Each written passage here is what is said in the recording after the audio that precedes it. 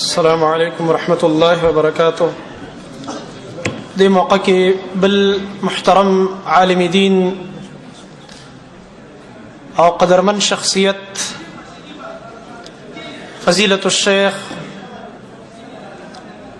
غلام حبیب حفظه الله چې د هغې تعلق د ویسا اټک سره دی، معروف شخصیت دی، هغې ته درخواست کوم چې راشي او په مختصر الفاظو کې خپل کلمات وړاندې کړي.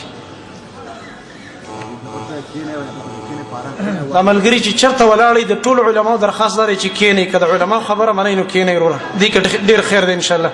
خبرې مه کوئ، په خپل خپل ځای باندې کښېنئ.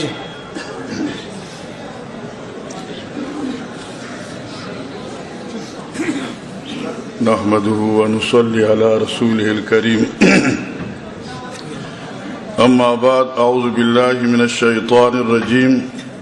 بسم الله الرحمن الرحيم.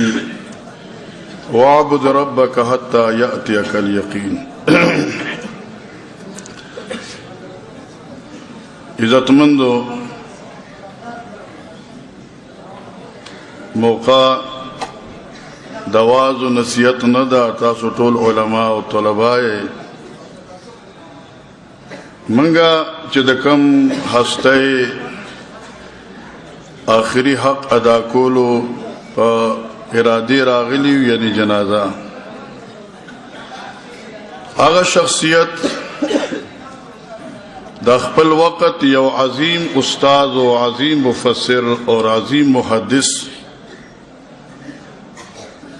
اور د خپل وخت یو عظیم داعی او خطیب وو، او دی کی تصنع نه ده، دغی علمیت دغی باقیات الصالحات تفسیر شته او نور کتابونه دغی نه واضح ده. دغی د دعوت زندگی چې وا نو دغی هم آواز محفوظ دی، او ما پراتلو کم د خپل زوی ته دا خبره کوله چې خطیبان واعظین ډیر دي، لیکن الله دی شخصیت ته یو داسې عظیم علم اور ملکه ورکړې وه چې کله به مجلس کې دغې یو خبره وشوه نو کې هغه مجلس به 10 ګنټې یعنی طول واله اوږد به و، نو هغه شوې خبره به دوباره نه مات کېده. دا دغې د علمیت یو بهترین مثال دی.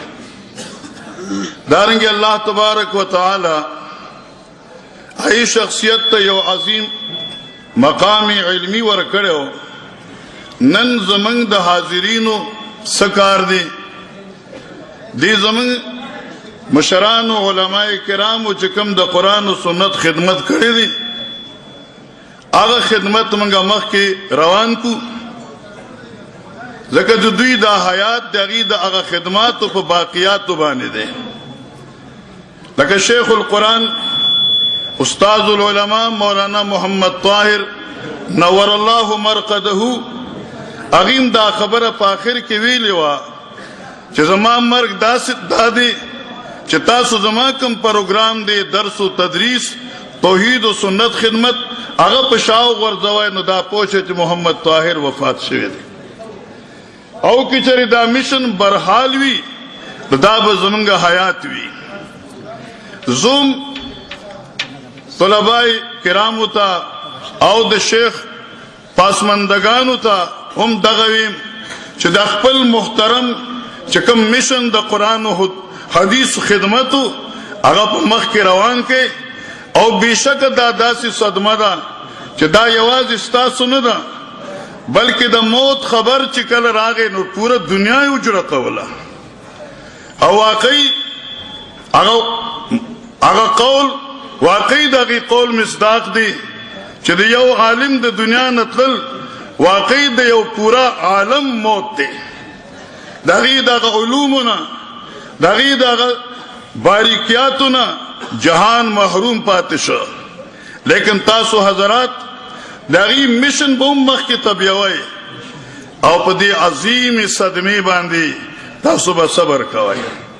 قرآن عظیم کې د صبر متعلق چې قرآن پاک ذکر کړ دی امام ابن قیم فرمائی تقریباً 90 مقاماتو کې د صبر ذکر شوی دی او هغه صبر ناکو سره د رب کریم لس وعدی دي پای لس وعدو کې د تاسو یو دریویم او هغه ډیر عجیب دي یو دی وبشر الصابرین بل دی ومع الصابرین بل دی يحب الصابرین بل دی يوفى الصابرین اجرهم بغیر حساب وهم فی الغرفات آمنون نو چې دی ته وګوره قرآن عظیم د صبرناکو څومره لوی عظیم مقام ذکر کړ دی الله تبارک و تعالی دی حضرت شیخ ته مغفرت کامله نصیب کی او داغی دا اگدہ زندگی اللہ دے راحت و دے سکونو گرزی پروردگار عالم داغی پاسمندگانو تا